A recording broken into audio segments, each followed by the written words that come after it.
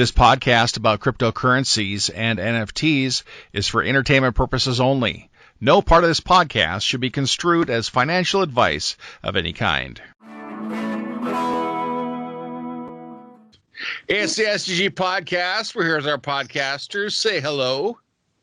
Hi there. I'm Peter. Hello. Sorry. Don't be afraid to introduce yourselves. Leroy Jenkins. Leroy Jenkins. So we got Jordan joining us. Jordan. Hello. Schaefer. We got Chad Jutner, Channel 5 Eyewitness News. Hello. Yep. Chad Jutner with sports. Peter Lawrence with weather. Hi. What's the temperature? Hot. I think it's And I'm Kyle 55 Bacher. degrees. Yeah. And today, Jordan, Chad, and Peter are going to have an intelligent conversation about cryptocurrencies. And then I'm going to try to say stupid, fun things because I don't know anything about them. No, it's your job today to school me, gentlemen. Here's why this is actually super timely, right? I have been thoroughly invested in Dogecoin since the get-go, right? And right now I'm disappointed because for today, it's only up 50%, right? Like I'm like, only 50%. Come on. What is that? What are we? Bitcoin? No, come on. This is Doge. It has literally shot up over the last week. Dogecoin has shot up 507% since last Friday. Literally the time of my life over here. Which is the best, right? Oh God. I mean, yeah. How did they start? What's the driving catalyst behind the recent value up? So I today, think Chad's been promoting it on Yeah, the internet. I've been actively out there. It's all he talks about. Today, or last night, it was Elon. Elon did a post. So Elon tweets, and all of a sudden it shoots up. Or Mark Cuban somehow has it so that when you go to a Mavericks game in Dallas, you can use Dogecoin to pay for a hot dog, right? Like all of a sudden, like when those tiny little things started to become real, Dogecoin started to actually have value, right? So it was sitting at like 3 cents to 5 cents forever, right? Down to a penny. How big is a Dogecoin? Is that like one of those giant stone coins of the Yap Islanders, or? Yeah, it's as big as you want it to be. You can make it as big as your mind. Yeah. I don't know. What kind of printer do you have? So I appreciate your excitement about Doggy Coin, which is what I thought it was called before Chad actually schooled me on that. How do these cryptocurrencies start and how do they work? Give me just a quick primer. I know there's this thing called the blockchain. Yeah. Okay, so I'm gonna screw this up, so you guys fill me in here. Basically, every cryptocurrency is built on what's called a blockchain, which just means that it's like a public ledger. It is there's a transaction that happens, right? So there is a transfer of a digital coin to somebody else from person A to person B. And so that gets recorded in what's called the blockchain, which is just a fancy word for a public ledger. And everybody in the community has to basically approve that, or like not approve it, but validate the ledger, right? So if you try and make a fake transaction, the rest of the community is like, whoa, that is not legit, right? So, and then it just gets rejected and it doesn't happen. That's the 50,000 foot view. There's a lot more. There's a lot more to it than that. But basically, a blockchain is a public ledger. What's happening, run by the members of the community who would actually be holding digital currency in whatever crypto you're in, right? So does everybody have a copy of the ledger and they all synchronize, or? Okay. Yeah, that's correct. Yes. To double down on what Jordan is saying, so what it means to mine Bitcoin, right, or any blockchain ledger-based cryptocurrency, right? Like you're an auditor against every transaction that goes against that blockchain.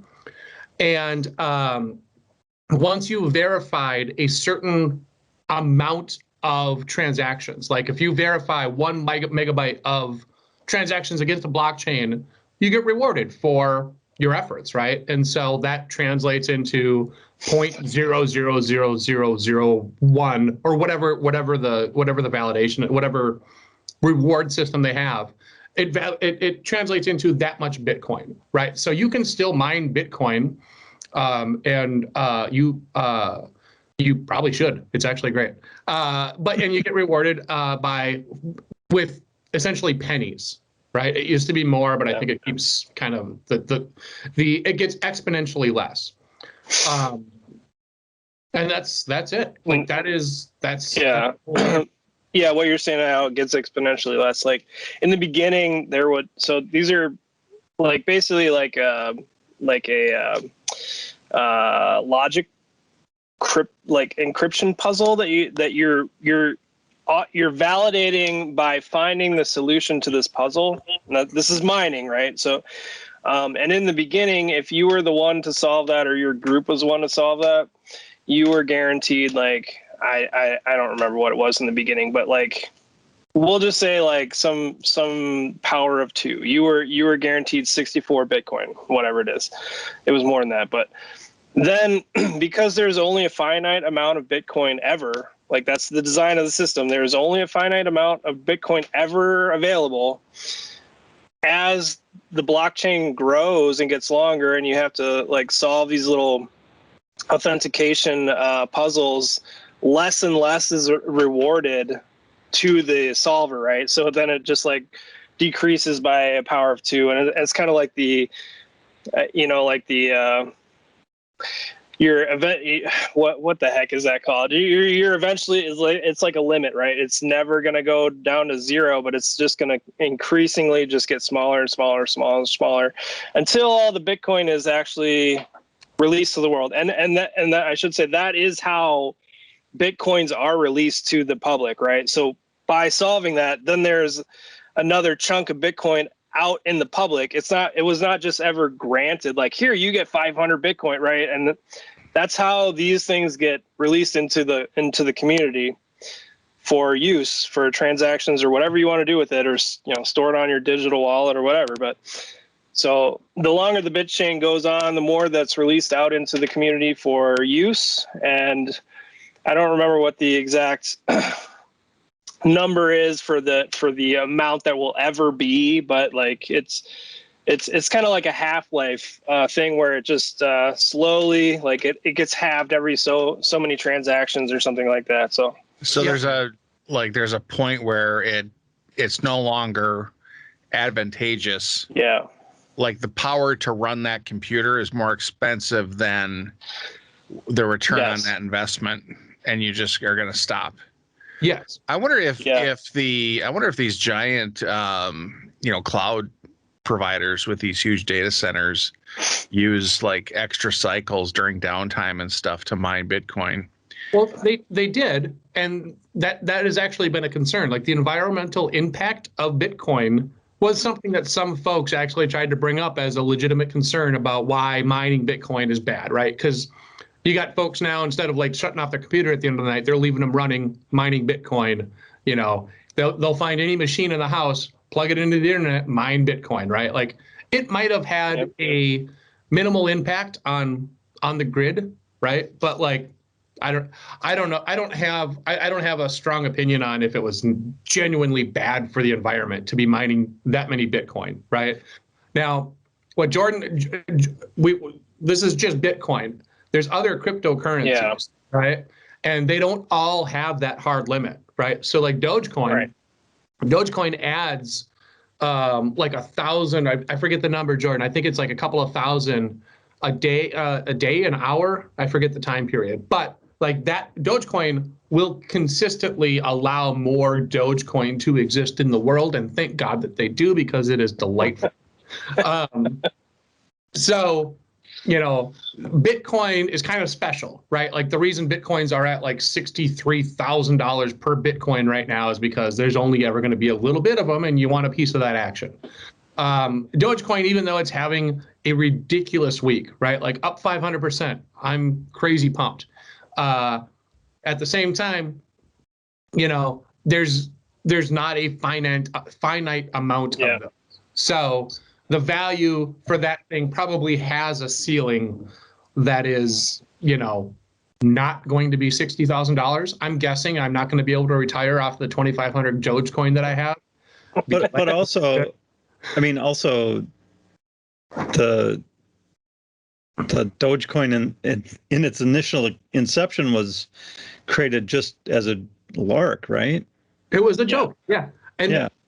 So there's a lot of other ones like Dogecoin, right? Like they call people call them like altcoins, right? Where they're literally just created as a joke. And Dogecoin is the same way. Source code for the Dogecoin project is on GitHub. You can download their source and look through it and, you know, see what they're doing. And the guys said, yeah, this is a joke.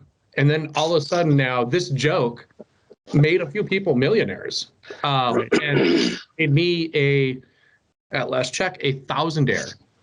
So nice. At last check. Yeah, I don't know. Like I've been ever since Jordan. Ever since when did Dogecoin start to just go nuts? It was like 4 days ago. I think it really just blasted, and it is still a joke, right? Like the main it's a Reddit joke, right? So there's another aspect to Dogecoin that is going to be a little bit familiar.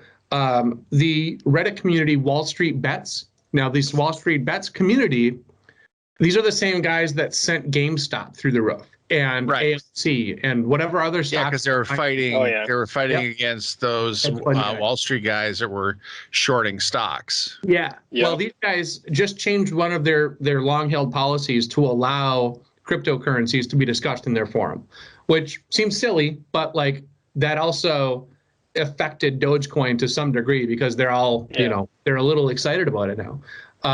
And I am, again, get on the hype train. Yes. Since Dogecoin was created as a joke, or a lark, I don't know what you call it. Is it any less secure or? No, the technology, the backbone of this stuff is solid, right? It's all the same.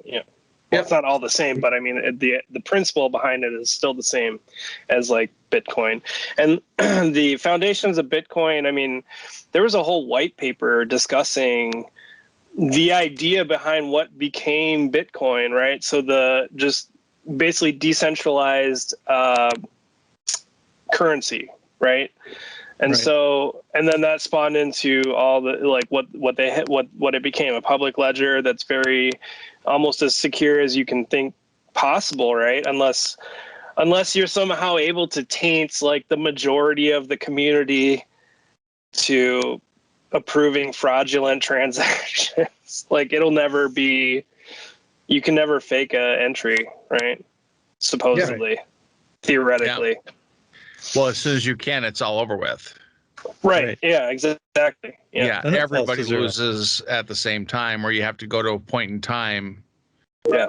But what's backing the Bitcoin, these cryptocurrencies? Like if all of a sudden everybody wanted to get their money out of it, you'd have to sell it to other people? Like it's not, there's no bank there with a big thing of gold. Supply and demand. That's it's just, I mean, it's the same idea as the stock market, right? So I have stock, I'm going to sell it to somebody else who wants that stock. Well, the valuation is just like whatever price the market agrees on at the time, right? So if all of a sudden everybody woke up one morning across the world, all people, and thought this stuff really doesn't have any value, it's just like bits and bytes in a database. Yep.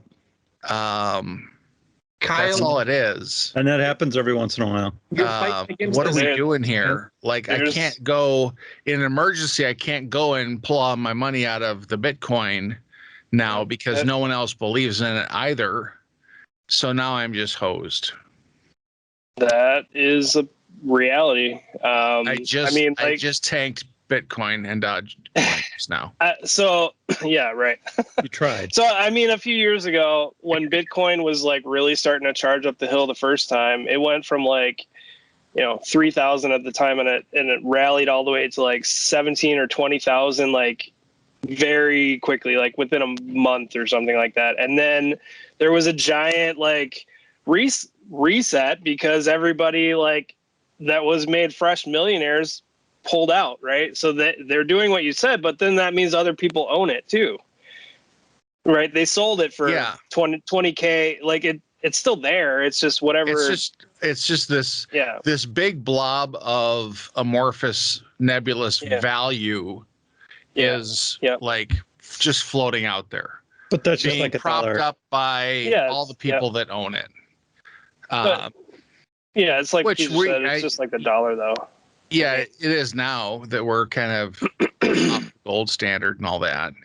Well, it's just like gold. But really, all money is a placeholder for value, the value of a product, the value of a service. And so as long as we're all okay with it, that this means that this many dollars means that'll get me this can of pop, or somebody will pick this thing up and carry it this far and set it down for me for this much value, so that like it's just a resource or a placeholder for resources or services or it's just it's in place of or anything that has actually value. being a bartering system, right? Instead of trading whatever commodity A for commodity B or service A for goods, you're just saying we're going to put in a common thing here, which happens to be a currency that everybody agrees on, right? And even if it's digital nowadays, which it's starting to be more, like Chad was saying earlier, that the Mavericks games, like because Cuban allows the Dogecoin to be accepted as payment, I mean, that's validating that this is worth something now. And that's, I mean, because more and more people are accepting that as payment for places, not that specifically, but cryptocurrency in general, it's validating that has value, right? Yeah. It is. Who was the NBA guy, Jordan, that he insisted that instead of paying him in actual U.S. currency, like there's athletes now that are trying to get paid. I thought it was NFL, but yeah, there was basically some guy that said pay me in Bitcoin. Yeah. And what happened? As far as I know, he didn't actually get paid in Bitcoin. He just like got his salary and then like dumped it all into buying Bitcoin immediately. So same difference, but I mean, like it's reached critical mass to a point where it's becoming a real thing, not just that it's for Bitcoin, especially nerds. It's not just a nerd thing. I'm gonna have my Bitcoin in my digital wallet. It's in the zeitgeist now, right? And it's once, like a lot of these things are going to be celebrity driven, right? Like Elon gets behind Dogecoin, Cuban gets behind Dogecoin, and then all of a sudden my mom's asking me, hey, what are they talking about? What does that mean? And then I'm like, all right. And then she repeats it to her, but so, and that seems to be culturally like just kind of where we're going now is a celebrity, a voice, somebody with followers, somebody with clout will pump something and then it has value. And which one gets the most attention, which one wins out, like will push other ones aside. Well, I don't even know that that's the case because there's room for all of these. It's just nobody's necessarily getting pushed out. Like there's another one, there's an altcoin specifically just called meme, right? And it started just like Doge. It was just a joke. And it traded at but they had like a floor of like $1, right? Like, he want a meme, right? And now it's like $2,000, right? And nobody even knows, like it's just out there. It just has value to the people that care about this stuff. And I don't know if that's good or bad, but I don't know. I made a few bucks off of it, so I'm going to call it good. I think have you sold them? Have I sold them? No. Yeah. Then you haven't made any money on them. I have not made any. Well, Yeah, I took out my initial. Did you mine them or did you buy them? So here's what I did. I was at a bar in Northeast Minneapolis with my kid, and he told me about this ridiculous cryptocurrency.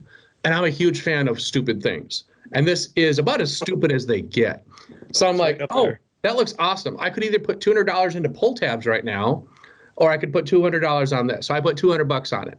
So I bought them through the Robinhood app, which is the wrong way to buy cryptocurrency. Don't use Robinhood ever. Right. Well, no, they're the ones that are like, aren't they doing some shady stuff by stopping trading on you couldn't buy GameStop anymore at Robinhood for like a day.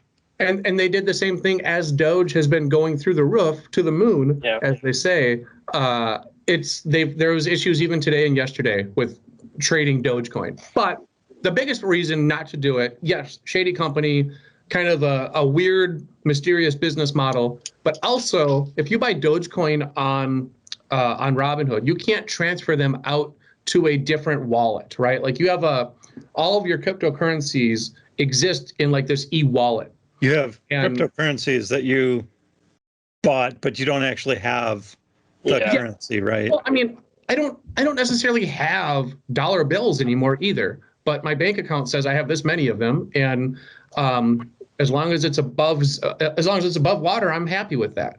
And cryptocurrencies is the same thing, right? I don't ever see one. I'm never. So you want to pick a good wallet. You don't want that Costanza wallet. Well, one more receipt. Yeah. It looks like a roller in a pocket. Yeah. No, you don't want that, but like you do want to make sure it's a trade-off, right? Because some of these wallets, they charge you a percentage when you buy them and sell them. Like they get a tiny cut. Robinhood doesn't do that, but it's a shady company and you can't transfer them out. And then regulatory is a whole unexplored part of this whole thing. Like the government has no idea what the heck to do with any of this. Well, is it the point that this kind of floats outside of any government? Well, it's not. Yeah, it's decentralized is the whole point, right? So the U.S. government or any other country is not regulating or not backing it, right? So it's not saying I'm going to set what the price of a dollar is, but for them, that doesn't stop them from being like, I'm going to tax you on your gains, because you made money. That's right. So they're trying to regulate what happens with them, right? But they're not the ones financially backing any of it, like the dollar, right? Right. Yeah. And that's where I did my taxes. I got this old guy that does my taxes for me, and he asked me about that. He's like, hey, I know you do something with computers. I don't know what, but you nerds love these Bitcoins. And I'm like, oh, yeah, I don't have much in there, right? And this was when I didn't. And he's like, okay, good, because the government has started to notice, and you will get taxed as if you won money at a casino. Yeah. On all of the gains in this stuff, and you get taxed at like 40% on gains you win at a casino. But only when you sell it, right? Only when you sell it, yeah. Yeah, it's the same. It's the same as like capital gains on a stock trade too, right? So if it's in a money market account and you sell a stock, you're required to report that on your taxes. Same type of thing, right? You're making money off a trade, you got to report it because you made money, and the government wants a cut. And how will they know? I mean, they'll know that a certain amount hit your bank. It's a public ledger. Yeah, it's public. Okay, so I can go in there at any time and see what Chad has. Or how do you access the public ledger? Is there a ledgerman? Good question. Yeah, and it doesn't. Yeah, it doesn't always necessarily say Chad. Here's Chad, and here's his social security number.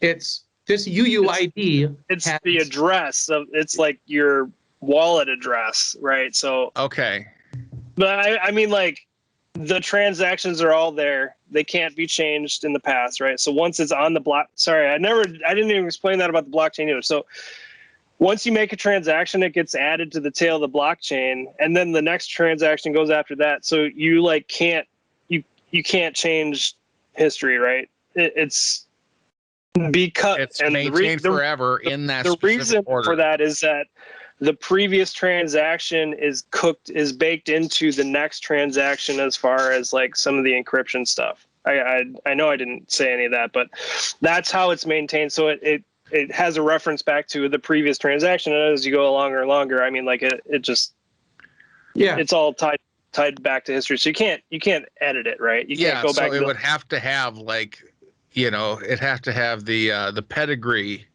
Yeah. With the entry. Yeah. The checksums all the way down the chain have to match, right? Like that's a way to conceptualize it. The checksums on every transaction compared to the previous one, every single thing has to match. And we say like this thing's going to go on forever. It is, but that's like it's not like Katamari, right? Like it's not this big, it's tiny little transaction IDs that have to just match up. Yeah, and it's actually like super cool, right? Like I don't know if you've read about any of the other ways that people can use blockchain aside from just a ledger for transactions, but like there's a lot of crazy ideas when it first caught fire. Like, reporters could use blockchain to authenticate different stories. Like, yeah, no, I'm really this person, right? Like this is as a journalistic integrity kind of thing. My niece was looking into using blockchain to just say, yeah, these are real people. These are real events. This is really the sequence that this all happened. I don't think that caught fire, thank God. But the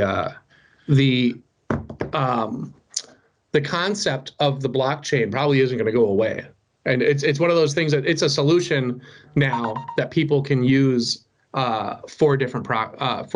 Well, that led to the non-fungible whatever that don't even get me NFTs. started on the NFTs, baby. Oh my God. But they're just backed by NFT. Ethereum, right? Oh yeah. Well, no, Ethereum is another crypto. Another They crypto. use the Ethereum blockchain, I thought. Oh yeah, that could be. So just quickly, Chad, if you could explain what an NFT is. A non-fungible token, right? And fungible means unchangeable. Right. So, back when I was a kid, I collected baseball cards, right? And baseball cards, you had a thing and it was yours. An NFT, a non-fungible token, for the digital world means, hey, maybe you have, like the NBA is doing this. The NBA issues NFTs for like NBA player cards or NBA whatever. They'll create this digital content and then they'll issue an NFT for that content and sell it off to whoever wants it. So you can buy, LeBron James's digital rookie card or whatever. Jack Dorsey from Twitter issued an NFT for his first tweet, right? His first ever tweet, which was like @space testing or whatever, right? Like he didn't even, I don't know. So like that's what an NFT is. It is just any piece of digital content associated with an authenticated certificate of ownership, kind of. See, that's what I don't understand is how you could. I understand like at point of creation, when there exists but one, creating an NFT to go with it to say this is the one. Mm-hmm. This is the first one. This is the legit property. But creating an NFT now for something that was tweeted and transferred from server to server, stored, backed up. Like, what is that tweet? Like, how is that tweet a thing? Where does that tweet live? Is it like an idea of the tweet? Let me explain to you the cloud. No, I don't know. Different. But Yeah, like, I is get it the actual? It's just saying that. Really, it's saying that it's all NFTs, and they're basically all like Bitcoin. They're certificates of authenticity, basically. It's a way of saying that this particular Bitcoin, just to use a generic term for cryptocurrency, is this thing worth this much? So now your valuation isn't just generic Bitcoin, but it's actually coin by coin. You're saying that this coin represents the first tweet and it's worth this much. Sort That's of. actually And everybody goes, yeah, I'll buy that. Yeah, sure, okay. As long as And- everybody agrees. Yep. Right. And then if you came out with another NFT and said, this is the first tweet, you'd be able to go back through the transaction log and go, or through the blockchain Yeah. and go, no, this existed before this one. You're a liar. Yeah. This is the And first copy of the first tweet. Yeah. Right. and It it's sells for half. This represents this digital thing, Right. this virtual thing. I mean, it might as well be an idea. This represents the idea that's in my head for this. This represents a sound I made when I was 5. Yep. And if people are like, okay, that's a thing, I'll buy that for $10. I'll buy that And if for you a can get dollar. Yeah. If you can get somebody to buy that for RoboCop. $1, then you're $1 richer.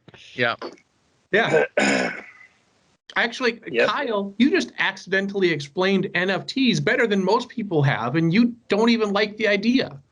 That's actually pretty good, right? Like, it is a cryptological expression of ownership against a thing that doesn't Anything. exist in the physical world, right? And I It think differs from the movies I buy online. Like, yeah, I own this. I can No, only you don't. play it through Amazon, but then everybody else can own it too or rent it or no, this is the thing. You own Well, this.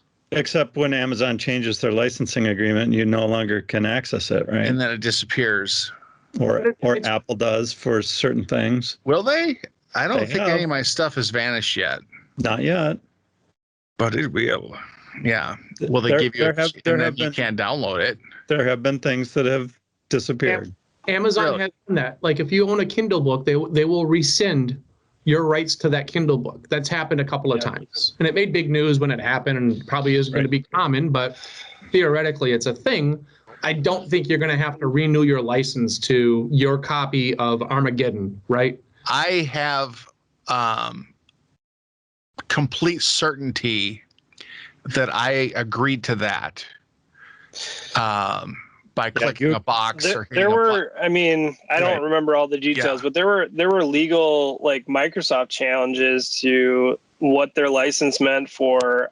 Do I own, a copy of Windows, or is it just a license to use Windows? Like, there, Oh, I that don't know was a how it big played out in thing. the court. Yeah, like that's exactly what you guys are talking about. It's like, well, is it just I'm permitted to use this thing, or do I actually own it?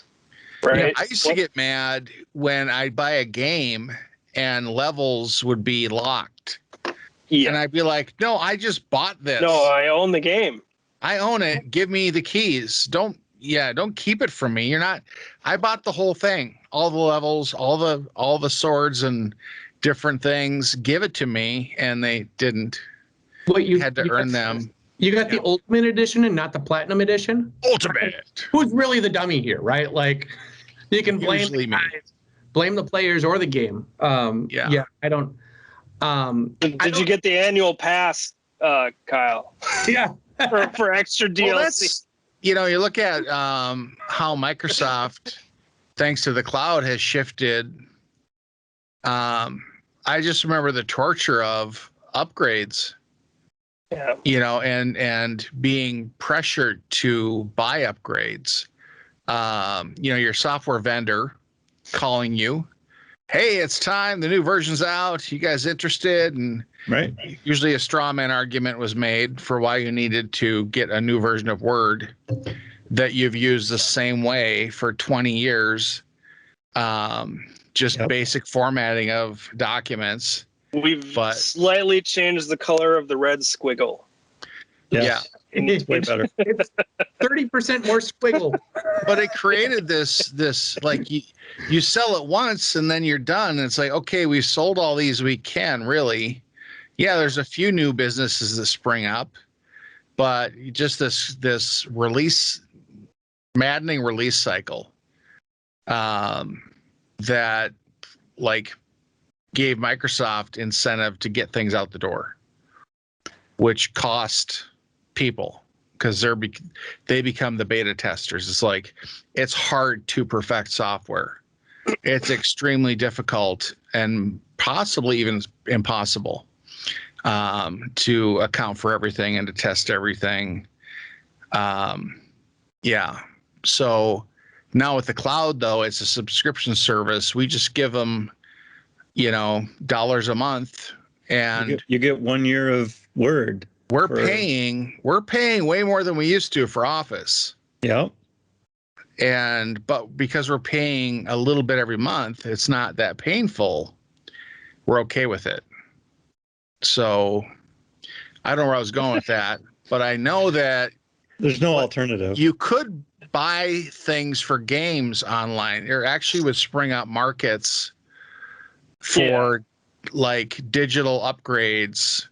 So like a special set of armor in Diablo. You could go into the Diablo store and people were actually like making money. Yep. Selling this stuff. Wasn't what WoW was the same way, right? You could sell.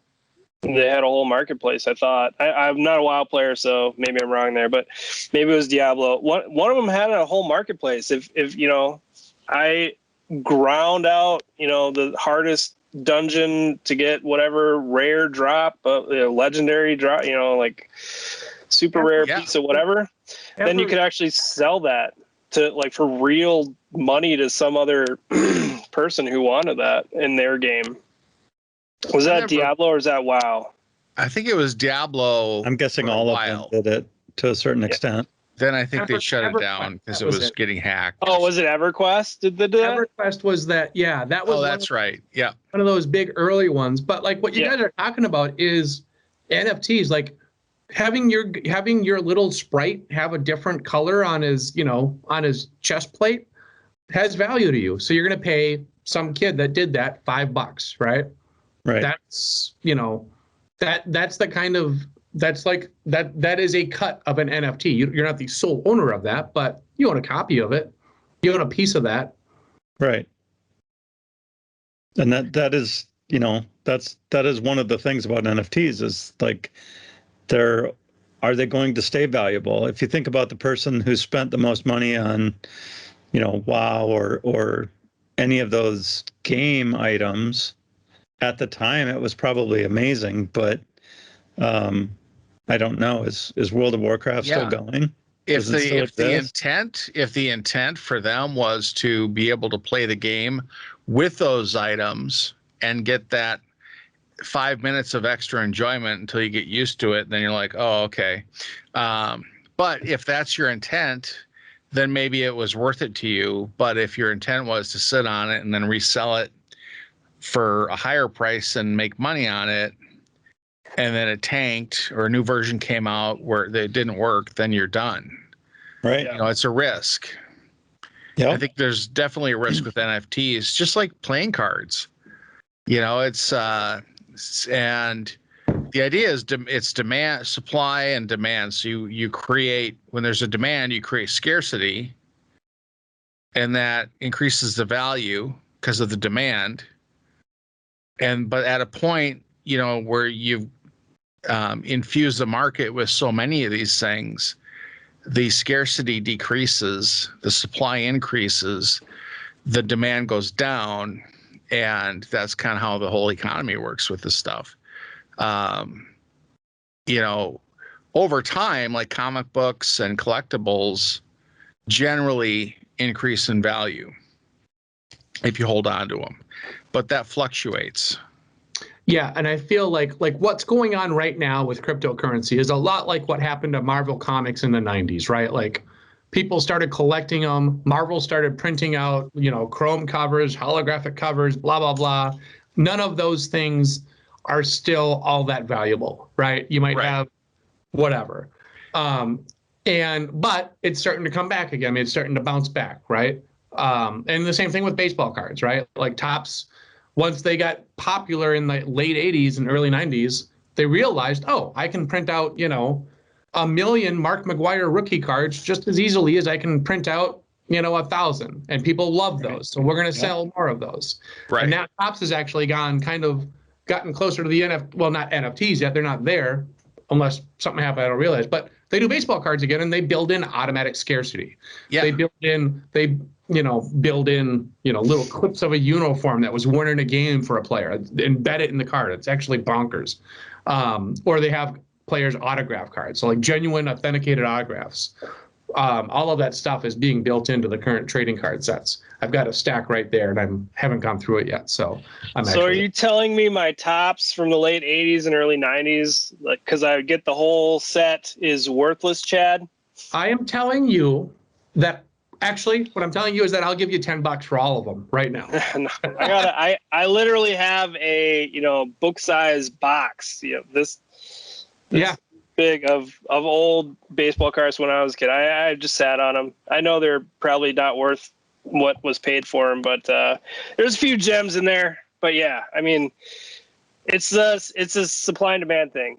The Topps realized at that time that collecting or collectors thought it was a huge idea then, and then everybody started buying them, so they just pumped them out, and that dropped the value dramatically. If that was your thing, if you were trying to collect rare cards, good luck. Right. Yeah. So cards are kind of like that, comics, that kind of stuff. Then there's like Beanie Babies, Pogs, I was gonna say those trends that I don't know if Beanie Babies is even a thing anymore. It's not. So cryptocurrency could very well be just the modern digital equivalent of a Beanie Baby. Probably not, because you can't you're not going to be able to buy a hot dog with with the Princess Diana purple unicorn Beanie Baby. I hate that I know that, but it was a bear. It was a bear. It was a bear. Well, now I feel a little bit better about myself. Bear. I have a lower opinion of Jordan. No. Yeah, that's okay. Nice. I think he knows too much. I'll tell you why I know that. My sister had one of her best friends worked at the Hallmark store and sold all the new Beanie Babies that came out and stuff. So yeah, I know that kind of garbage. So there you go. It's genuine. I wonder how the big transparent storage tub market changed. Well, if you would have invested in Rubbermaid right before Beanie Babies hit. Well, okay, yeah, but I mean, Rubbermaid maybe, but a lot think about, I have an autographed baseball. There's already the clear case you can get around it, or a basketball. Same thing, right? You're just for a Beanie Baby or whatever. It's the same thing. It's just a different shape. So those things already existed, and I don't think they're Rubbermaids, but some company makes them already. But it probably did go up in value, whatever, just a little bit, because all the people are putting them in their little clear display cases of this is a really valuable thing. Those Mylar comic book bags. Yeah. Oh yeah. All that stuff. Protective all the sheets for cards and protective. I worked in a trading card shop for a while. We traded sports cards, Magic cards, Star Trek cards. Nice. So all the game cards and Pogs, and of course Slammers. And just watch kids blowing their allowance every week. They come in. You know what the Slammers thing reminds me of is the spinners. The recent. I mean, it's already kind of done. Fidget spinners. Fidget spinners, man. It was the same thing. It was a craze, and you'd see a kid go into the store and drop $20 on fancy fidget spinners. What? Why are you doing this for a $2 plastic thing with some ball bearings or something? It's a poor man's CBT, cognitive behavioral therapy. You're distracting yourself, and then your emotions. Sorry, I didn't mean to interrupt your point there. Whatever. It makes you feel better. Yeah, it's a distraction.